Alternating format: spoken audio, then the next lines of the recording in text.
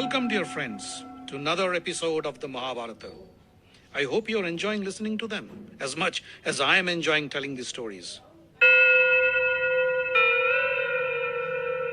Pandu became the king of Hastinapur, and Vidur was appointed the prime minister. In time, Dhritarashtra got married to Gandhari, the daughter of the Gandhar king Subal. Before the marriage, when Gandhari came to know that her husband is blind, she decided to share the fate of her husband. She took a piece of dark cloth and tied in a permanent blindfold. But Gandhari's brother Shakuni was not happy with this marriage. He didn't like the fact that the Kurus, especially Bhishma, would offer the proposal of marriage with the blind brother Dhritarashtra and not the handsome King Pandu. Besides, Gandhari's decision to put on a permanent blindfold also made him very unhappy. He felt his sister was unfairly treated by the Kurus, and he vowed to take revenge on Bhishma, Pandu, and his clan. Kunti, the adopted daughter of King Kunti Bhoj, selected Pandu as her husband at a Sayamvar arranged by her father. Kunti was also known as Pritha, and she happened to be the aunt of Krishna, who plays a very important role in the story. But Kunti had a little secret, and we'll know about it later. Pandu also got married to Madri, sister of King Shalya of the Madra kingdom. So, Pandu had two wives, Kunti and Madri, and Dhritarashtra had Gandhari as his queen. After fighting many wars and winning tons of riches for his kingdom, Pandu wanted to take a break. So he requested his brother Dhritarashtra to take care of the kingdom and went on a long hunting trip to the forests with his two queens, Kunti and Madri. They traveled many countries and forests and was having a great time. One day, Pandu went hunting in the forest. It was a dark and dense forest. Pandu was alone. He left his entourage behind with the hope of enjoying the thrills of hunting alone. Suddenly, he heard a rustle in the bushes ahead. He quietly stepped towards the source of the sound, and there, behind the thickets, he saw a deer couple playing with each other and making love. He silently raised his bow, aimed, and shot his sound-guided arrow. Pandu was an excellent archer, and he made no mistake. He heard a loud cry, but the voice was of a man and a woman. He ran towards his target, the deer couple, and there he found, struck with his arrow, a man and a woman embraced in each other's arms. The man was Rishi or sage Kindama, and the woman was his wife. Kindama was still alive but was bleeding profusely. His wife was already dead. Pandu thought, oh, what have I done? I've killed a rishi and his wife, and that too when they were in love. He kneeled down beside the dying sage and said, "Oh Rishi, I beg your pardon. I made a grave mistake. I thought I saw a deer couple, and unknowingly I shot you. Please forgive me." The Rishi raised his head and said, Pandu, how could you be so cruel? How could you kill a couple in love, be it human or deer or any other living being? It is the most heinous crime one can commit, and I cannot forgive you for that. I, Rishi Kindama, hereby curse you. You too will die a painful death when you try to make love to a woman. And saying this, he breathed his last. Pandu was devastated. He was terrified. He knew a rishi's curse can never go wrong. He didn't know what to do. He went back to his wives and told them of the incident. Kunti and Madri were shocked to hear of the curse. It implied they could never have a child from Pandu.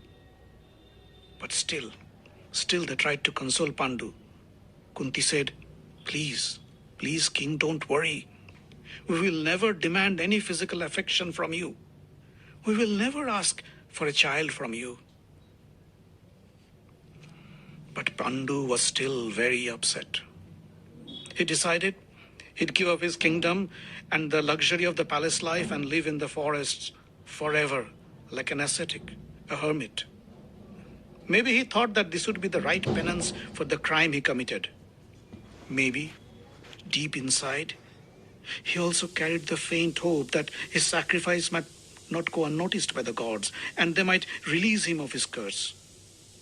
So Pandu sent a messenger to Hastinapur, informing Dhritarashtra of his decision and asked him to take care of the kingdom with help from Bhishma and Vidur. He had also requested his queens to go back to the palace. But Kunti and Madri didn't agree. They said, "O king, we are your wives and we have the right to share your fate. We cannot go back to the palace without you." So the three started their life of penance and hardship in the forests, along with the other hermits and sages who lived there. Days passed, weeks passed, months passed. Pandu, Kunti and Madri were slowly getting accustomed to their life in the forest. Living off the land, of the nature, seemed quite enjoyable now. But Pandu was still unhappy. A disturbing thought kept on bothering him. The thought that he could never ever father a child. The thought of leaving the world without an heir was horrifying to him. According to the Hindu way of life, a man can achieve his salvation only when his son performs his father's last rites. Besides, leaving no heir also meant the end of his line. One day he called Kunti in a private and said, "Kunti, I just cannot bear the thought of dying without leaving an heir behind." Kunti was silent. Pandu said, "Kunti, you know, if a man cannot bear a child, his wife can get the services of a family member or a Brahmin to have a child. It is accepted in our tradition. He even gave the example of his and his brother Dhritarashtra's birth." Kunti, you and Madri must do the same. I insist," said Pandu. Kunti said, O king, if you permit me, let me tell you a secret. Long ago, when I was a teenager, Rishi Durbhasha came to visit my father's palace, and I had the honor of taking care of him. Rishi Durbhasha was extremely pleased with my hospitality and granted me a gift. He gave me a mantra which gives me the power to invoke any god I want and have a child of him. So, if you desire, I can use the mantra and have a son from any god you'd like me to. Pandu was ecstatic with joy. He said, Kunti, you must use your power and get a son for me. Please do so. Please invoke Dharma, the god of righteousness and religion, so our son would be the wisest man of all. Kunti went to her room in the hut, chanted the mantra to invoke Dharma, and in no time, Dharma appeared before her, and in due course of time, Kunti gave birth to a beautiful boy named Yudhishthira. Yudhishthir means one who can stay calm and steady in the midst of a war. And Yudhishthir indeed grew up to be the most learned, wisest, and most righteous man who could never tell a lie. But Pandu wanted more. He asked Kunti to invoke Vayu, the god of the winds. Kunti obliged, and Bhima was born of their union. Bhima grew up to be the strongest man in the world. Next, she called upon Indra, the king of the gods, and had a son from him, who was named Arjuna. Arjuna grew up to be the greatest warrior and archer in the world. Watching Kunti giving birth to 3 sons made Madri want a child too. She asked Kunti, Kunti, would you please share with me your mantra? I too would like to have a son of a god. Kunti said, But Rishi Durbhasha didn't give me the permission to share the mantra with others.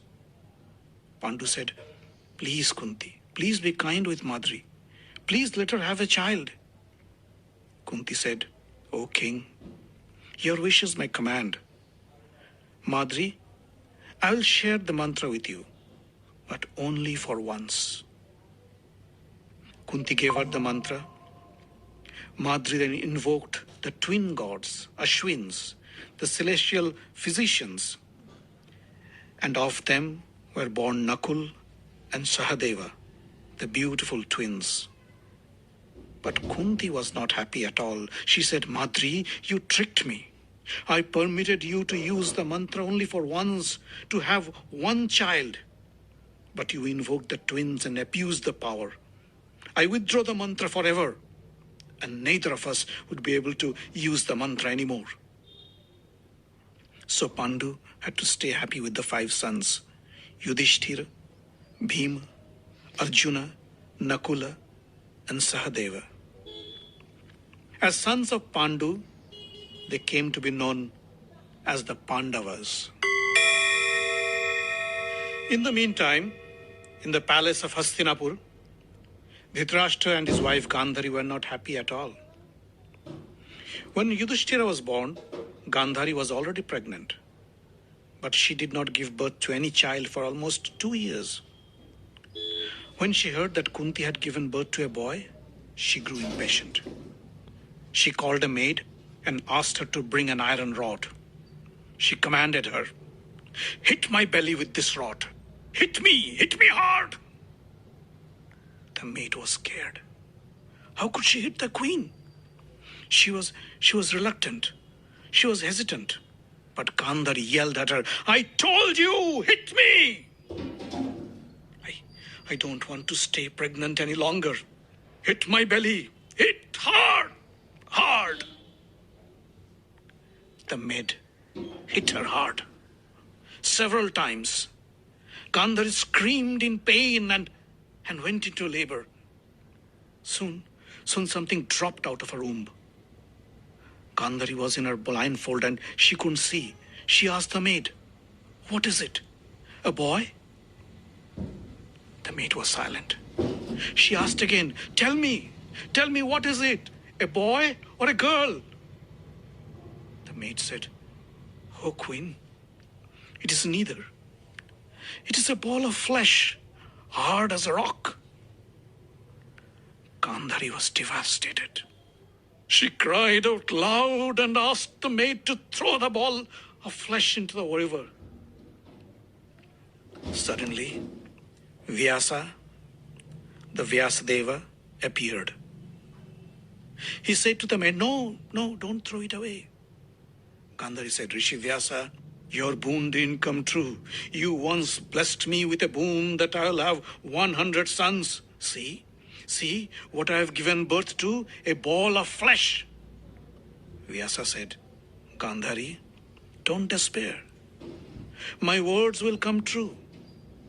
He called the maid and said, Take this ball of flesh and put it in a jar of fresh water. Soon it will break up into 100 fetuses. And then take each fetus and put them in a separate jar filled with ghee. The maid did so. And after a few months, 100 sons were born in the jars filled with ghee and other nutrients.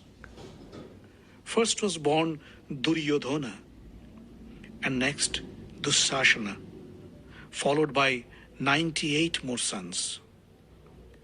Gandhari also gave birth to a girl named Dushala. The 100 sons of Dhritarashtra and Gandhari were known as the Kauravas. Back in the forest, Pandu was happily spending his days with his wives Kunti and Madri and their 5 sons, Yudhishthir, Bhima, Arjuna, Nakul and Sahadev. He was no longer depressed and maybe the thought of Rishi Kindama's curse was slowly fading away from his memory. It was a beautiful spring morning. Pandu and Madri were roaming in the forest, picking fruits and berries for their midday meal, while back home, Kunti took care of the boys. The air was intoxicating with the fragrance of spring blossoms. Madri looked beautiful in the golden sunlight falling on her through the new leaves and branches of the trees above. Pandu, walking next to her and watching her beauty, felt a stir in him. Suddenly he felt an irresistible urge to embrace Madri and make love. For a while, he tried to hold back, but soon his desire overwhelmed him, and with uncontrolled lust, he embraced Madri. Madri was shocked. Stop it! Stop it, O king! You cannot do this. Don't you remember your curse? But no words reached Pandu's ears. He was too excited, and the thought of Kindama's curse vanished from his mind. He embraced Madri and showered her with kisses while she tried her best to escape from his clutches. Right then, Pandu felt a shooting pain in his chest. He couldn't breathe. He clasped his chest and dropped down. And the next moment, he was lying dead on the floor. Kindama's curse has come true. Why? Why did you have to do this to me? Why? Madri cried out loud. Hearing Madri's cries, Kunti came running and found Pandu lying dead with his head on Madri's lap. Madri was crying hysterically. Kunti knew right away what had happened. She screamed in rage, Madri, Madri, how could you let this happen? How could you do this to our king? Why did you have to lure him to his death? Did you forget his curse? Madri said, believe me, Kunti, I tried my best. I tried my best to stop him, but he didn't listen. Soon Kunti realized this had to happen. A rishi's curse could never go wrong, never go unfulfilled. It was his destiny. It was their destiny. She calmed down a little and told Madri, well, in a way, you are lucky and I envy you. You at least saw his happy face before he died. Now let's go and inform the boys and our neighbors. His funeral should be arranged. Madri said, Kunti, I have one request. I want to give up my life and follow my husband to the next world. I couldn't satisfy his desire in this world. Maybe I could do so in the next world. Please take care of Nakul and Sahadeva as your own sons. I know they will not miss their mother in you. Kunti tried to persuade her from doing so. But Madri was adamant. When Pandu's funeral pyre was lit, she stepped into the fire to sacrifice herself with the hope to join her husband in the next life. The sages and hermits of the forest, who were the neighbors of the Pandavas, advised Kunti to return to Hastinapur with her 5 sons. Your sons are the rightful heirs of Hastinapur. There they will receive the best training under the guidance of Bhishma and Vidura and grow up to be the future rulers of the land, they said. So Kunti went back to Hastinapur with Yudhishthira, Bhima, Arjuna, Nakul and Sahadeva. Bhishma greeted them with open arms and tears in his eyes. And the Pandavas started the next phase of their life in Hastinapur.